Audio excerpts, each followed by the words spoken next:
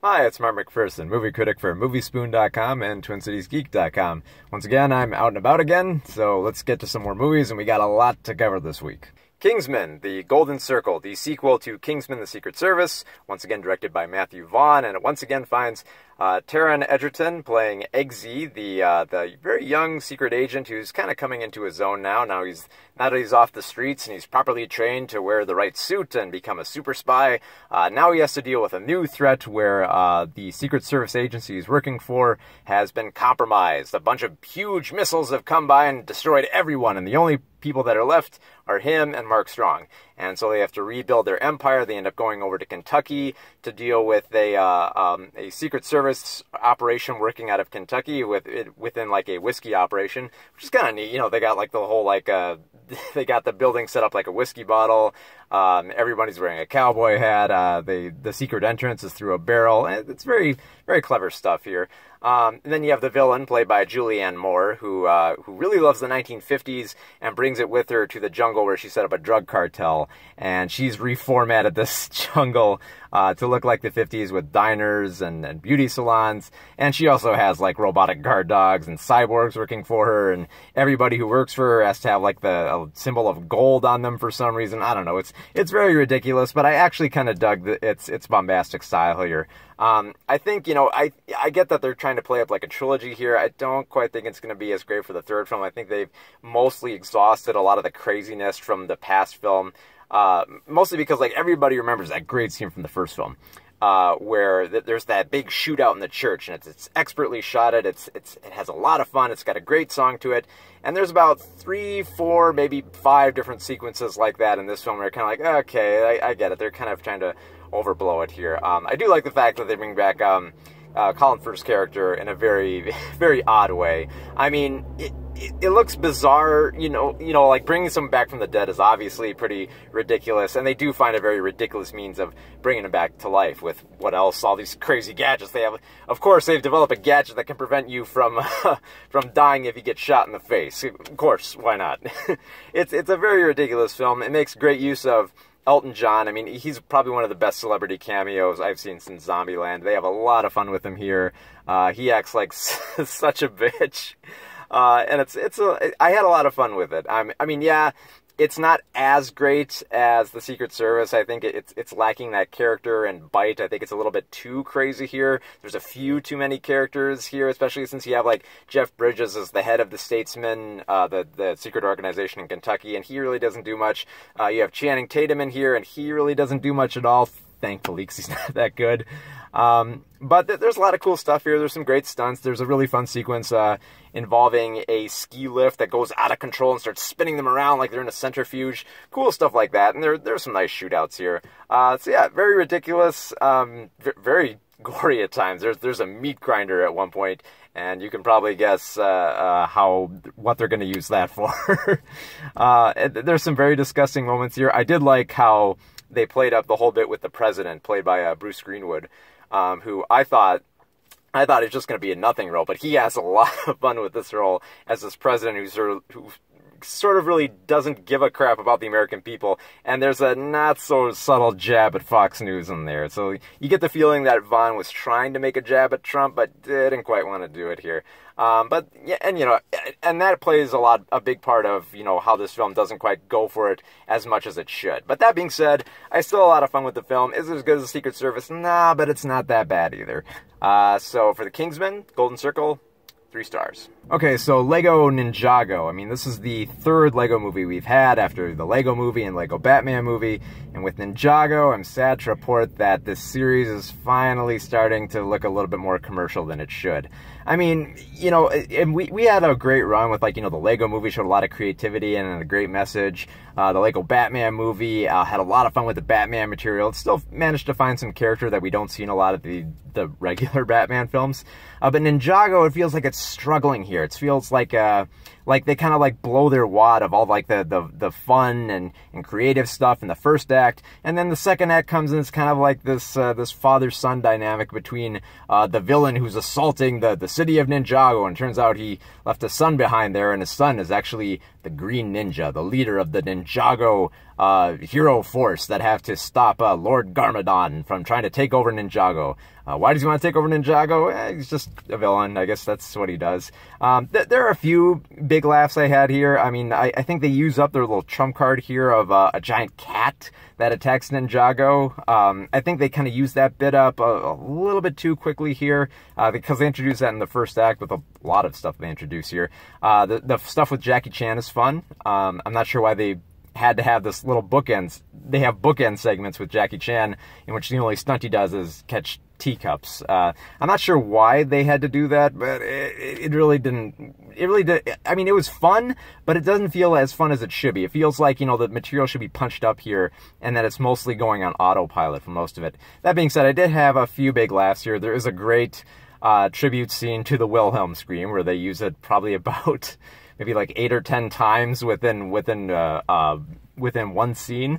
And they show like an explosion from so many different angles. They have some witty dialogue in between here. There's a great parody sequence of a whole bunch of martial arts films. Like they parody Ip Man with Hip Man. Kind of a corny joke, but I still appreciated it. So yeah, I had a few laughs out of it, but overall I left the film just kind of disappointed because by the time it gets to that second act, it just kind of like slows down and has a little bit, I think it has a little bit too much faith in its characters that they can carry this plot. And also a big problem with something like, you know, like Big Hero 6 is you introduce this hero team and we don't get that much time to follow any of them. And they just kind of feel off to the side. So yeah, Lego Ninjago, it was very much a disappointment. I mean, I had a few laughs. If you're an adult who's dragged to this, you know, you'll have a few laughs in like the first act, but you're mostly going to tune out for like the second act, and your kids are mostly just kind of going to be grappling on to, you know, whatever humor is there. And I think there's more here for kids than there are for adults. I mean, that's the key thing here, and that's the big problem too, is I think this film shows a little bit more of its cards as just being an advertisement for the Ninjago toys, more than it is with like the other Lego movies, which tried to stress, you know, creativity and trying to go outside the lines and not just build whatever the box gives you. And this kind of looks like, and a lot of people have said this in their reviews, it looks like it's just, you know, following the instructions of what's in the box. Like the whole film is a template, pretty much. So for Lego Ninjago, 2.5 stars. And I feel like I'm being generous with that. So, but yeah. 2.5 stars. So Battle of the Sexes. We have Steve Carell playing Bobby Riggs and Emma Stone playing Billie Jean King in the battle of, pretty much the Battle of the Sexes. It's the chauvinist pig male versus the enduring woman who wants to be paid the right amount and wants to fight for her rights. Now this is a type of film that it's based on a true story. It's about, you know, man versus woman and women fighting for women's rights, and, you know, she's triumphant in the end. And it feels like that type of film that it feels like it's based on a true story, and it feels like a film that you probably wouldn't want to do as a, you know, as a drama, because if you do that, it kind of feels like it's going straight for the melodrama here, because there's a lot that they would just ham up here with trying to push a message. The big message of this story, and they push it a lot. They try to push as much as they can, that, you know, they're fighting for women's liberation here, and that this was so powerful, and it's a big step forward for us, and characters say things that say, like, you know, one day we'll all be free, and we'll have gay marriage, and we'll have equal rights for women, and all that. And it's very matter-of-fact dialogue here. It feels like the film is not really trying that hard to dramatize a lot of this stuff here. And there is a lot of stuff they could have taken advantage of, but they kind of go for like the easy means of sentimentality here, where Billie Jean King starts cheating on her husband with this woman that she really loves. They play up the sexuality of it, but I feel like that's all they play up. They don't really play up, you know, that they have much of a relationship here. It's just kind of like sexuality that just comes with the territory here.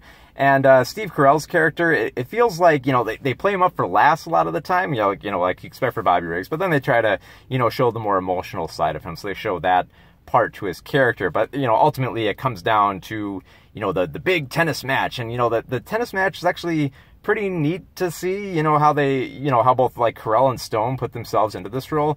But it just kind of feels like, it feels much like Hidden Figures, where the message of the film was more important than, you know, establishing establishing like story and characters and building them up as characters that you care about. It just feels like they're kind of just going through the motions, and okay, this event happened, so we kind of try to stage it here, and then this event happened, and then this part of their character happened within the media, so we'll recreate it here. And that's the biggest problem with Battle of Sexes. It feels like it's trying way too hard just to replicate the era and to push the message home.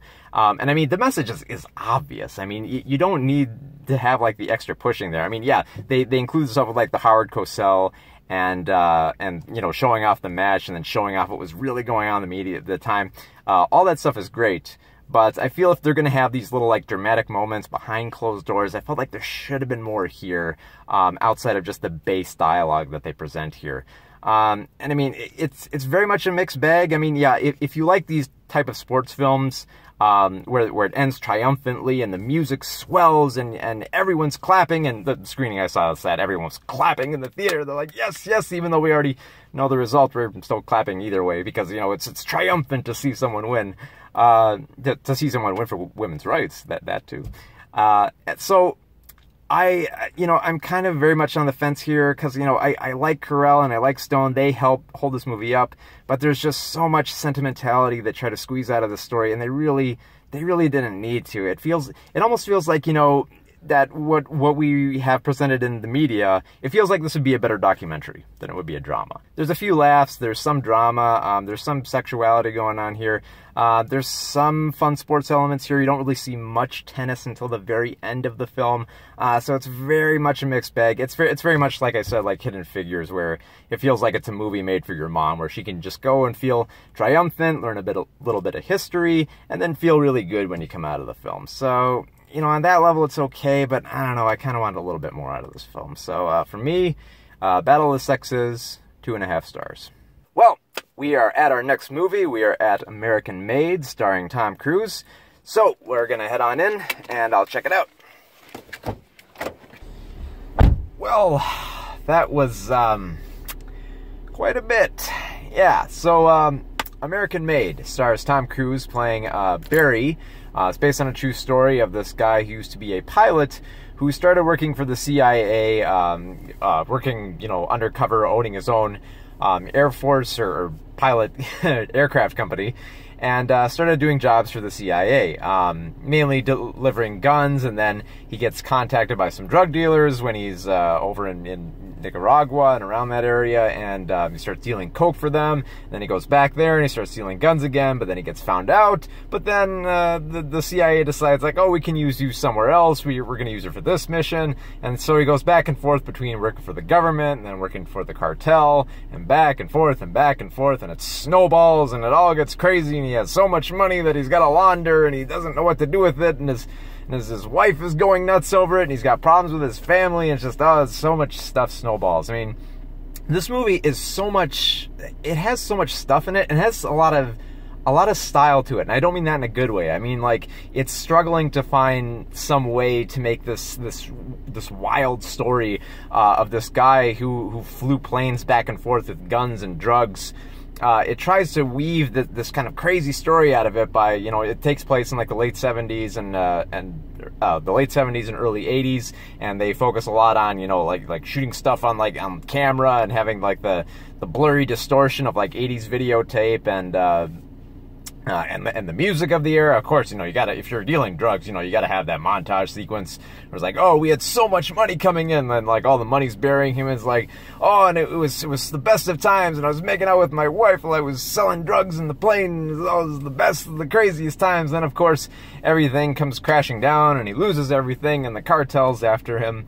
And that kind of like story, I expected, okay, this is going to go down a typical route.